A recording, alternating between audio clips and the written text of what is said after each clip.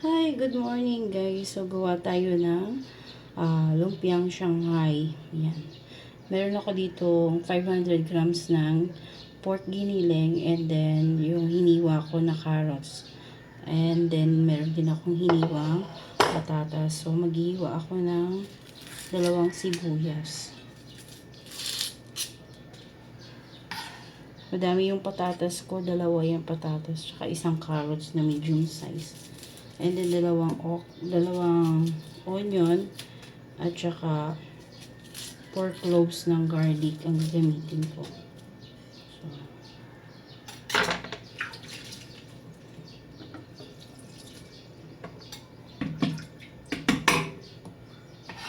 So yan na yung aking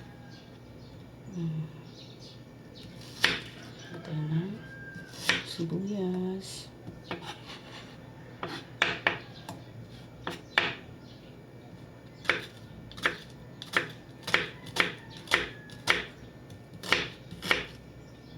Medyo maliit yung sibuyas kasi ganun lang yung sibuyas sa palengke. Hindi masyadong malalaki. Pero okay lang.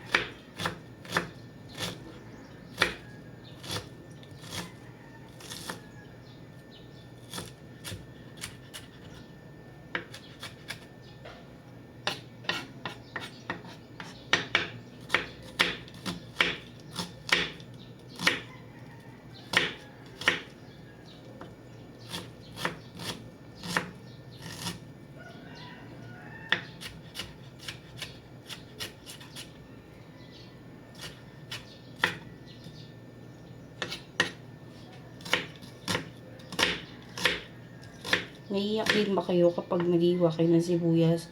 Ako oo kasi mapurol yung kutsilyo ko. Pero kung matalas yung kutsilyo nyo, makes a difference.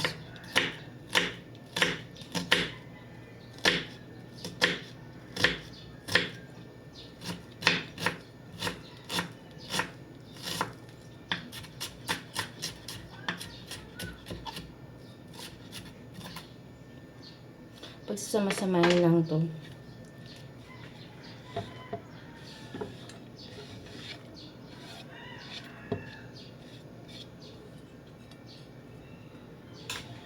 And then yung garlic mo.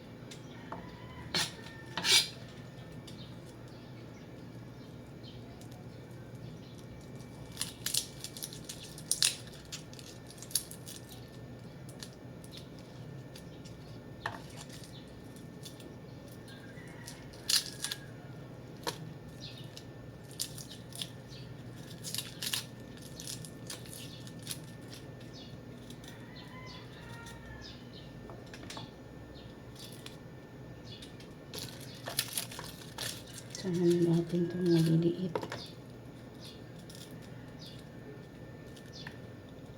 Masarap yung lumpiang Shanghai kapag medyo madami yung sibuyas at bawang niya. Sarap kasi siya pag ganun. Tsaka may kinchay. Kung wala kayong kinchay, celery pwede din. Masarap din yun.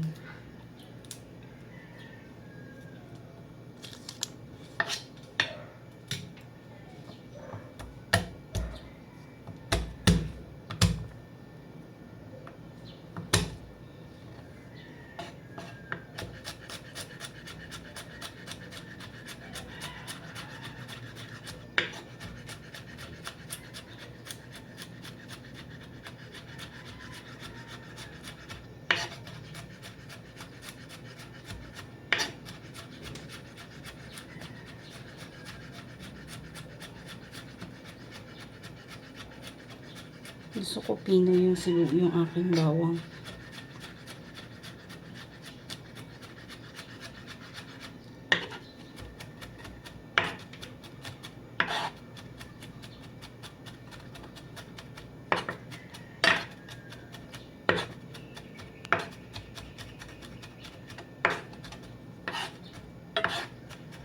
Masarap mag-video ngayon kasi walang nagpapatugtog ng kapitbahay. Hindi tayo marirestrict ni Papa Mets kasi nakaka-copyright ako kapag ano. And then syempre kailangan nyo ng kinchay kasi masarap yung kinchay na lumpiang Shanghai. Gasa nyo, diba?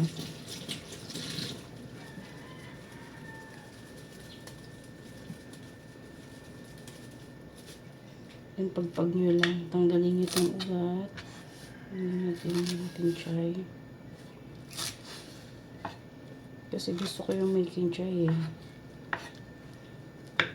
Masasarapan ako pag may kinchay siya.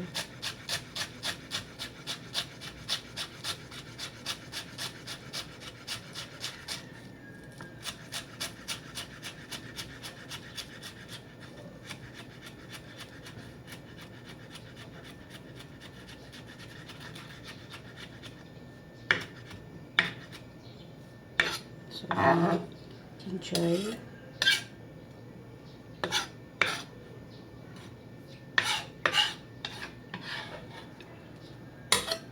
Favorite kasi ng mga anak ko to. So, favorite. Marami talaga silang favorite. So, favorite nila chicken curry. Syempre, fried chicken. Tapos, lumpiang Shanghai.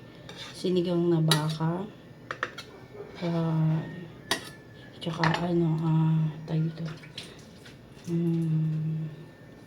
Tom yum. Yan, tom yum. Tsaka, beef caldereta or calderetang kambing. And then, sweet and sour. Yan, sweet and sour na chicken. And, ano pa ba? Morcon. Paborito nila yun. Kailangan natin ng paminta, ng asin.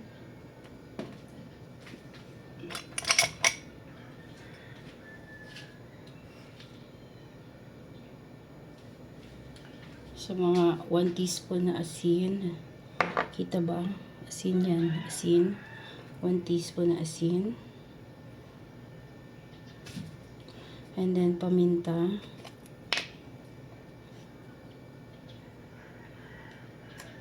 Sakto lang. And then, 1 egg.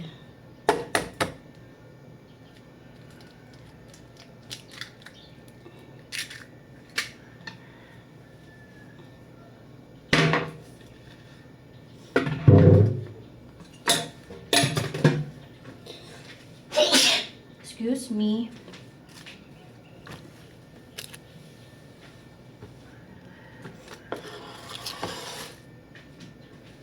Kuha tayo ng panghalo.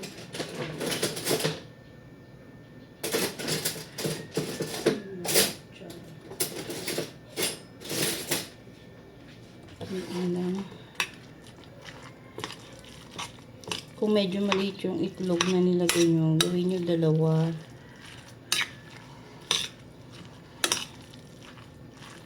Pwede kayo maglagay ng MSG, Ajinomoto. Ajinomoto kung gusto nyo. Kung gusto nyo maglagay ng pwede. Pwede din kayo maglagay ng seasoning kung yun ang trip nyo. Pero pwede din naman talaga. Pwede naman.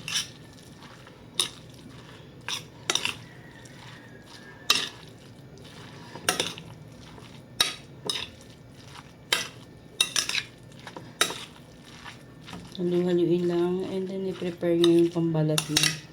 Yung pabalat ng lumpia na binili sa palengke ng bikutan. Every morning bagong luto yun.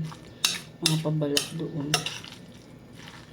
Dati may nagtitinda doon mismong gawaan. Sila yung gumagawa doon. Pero siguro humina kasi naman kapag may nagtinda ng gano'n, gagayahin din. Meron din uli isa pa, diba? Siyempre, yung competition, siguro hindi nila kaya. Lalo na kung marami kasing nabibilan.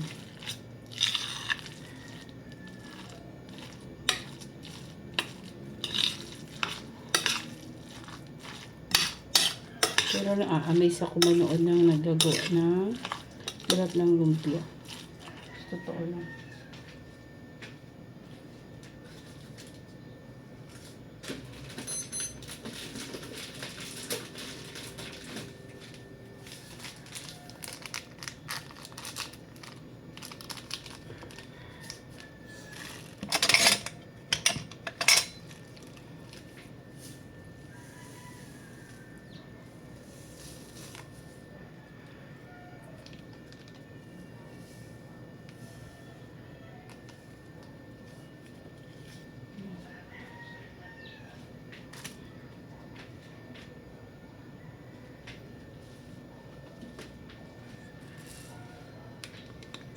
Tsaka flavor enhancer, yan.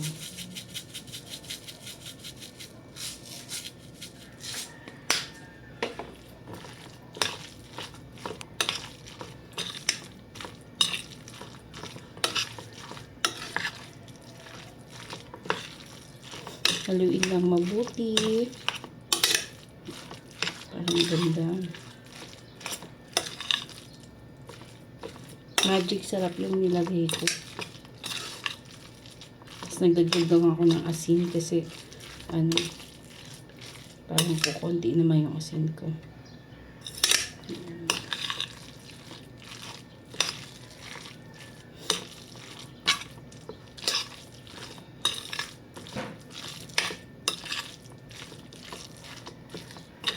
Halu-haluin lang mabuti para pantay yung sangkap. So, ayan na. Bango, guys. Promise. At yung pabalat na binili sa palengke ng Bikutan. Bakit pa rin? Try.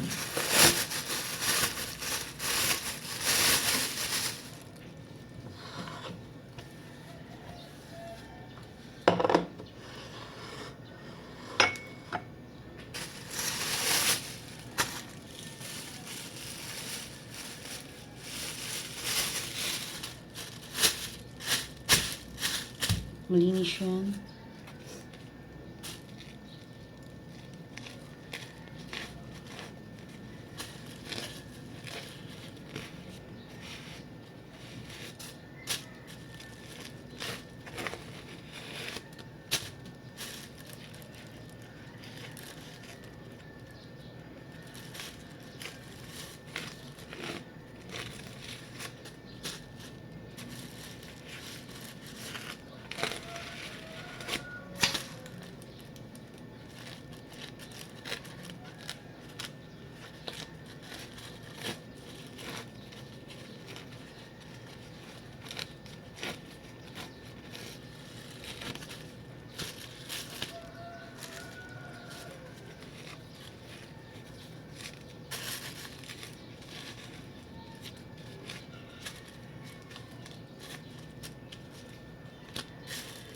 Alam mo, makulimlim yung panahon, pero walang hangin, mainit.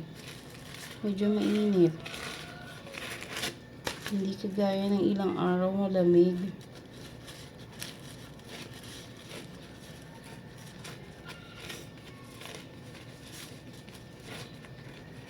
So, how is the weather sa lugar nyo? Dito sa amin sa Taguig, medyo makulimlim, pero okay naman.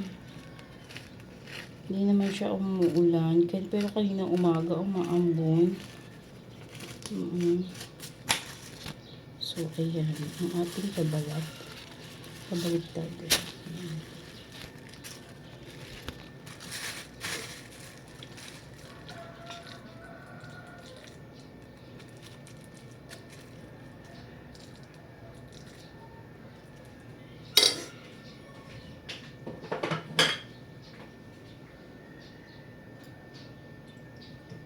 Kuha tayo ng panikit.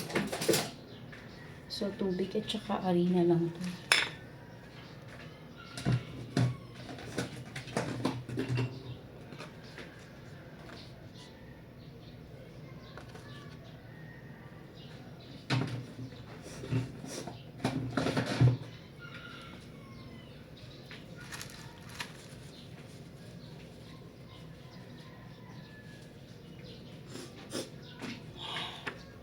Sinipon tuloy ako. Gawa ng ano.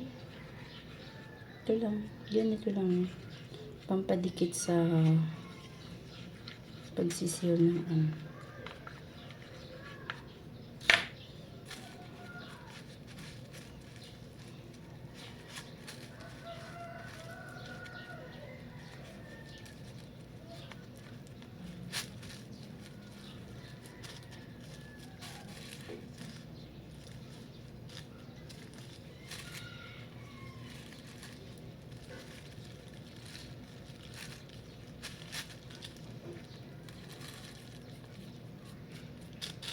Yan lang.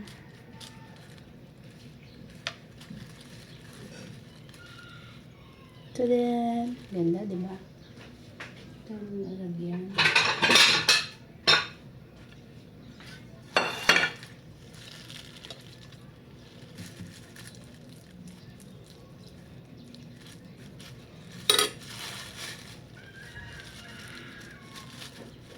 Paborito kasi ito ng mga anak ko eh.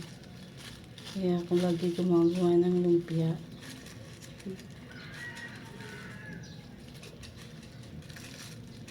Tsaka medyo matipid kasi ito. Budget friendly ito. Kumbaga, nagtitipid tayo dahil tight yung budget natin. Okay itong lumpia. Ang kalahating kilo. After 2 to 3 days, kakainin siguro. Padala-dalawa lang naman yung kakainin.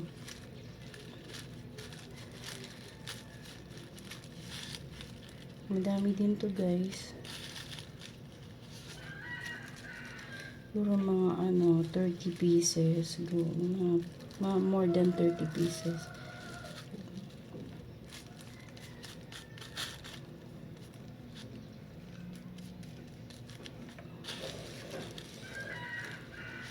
Yun lang. So, ayan yung ating lumpia. So, ang ganda niya.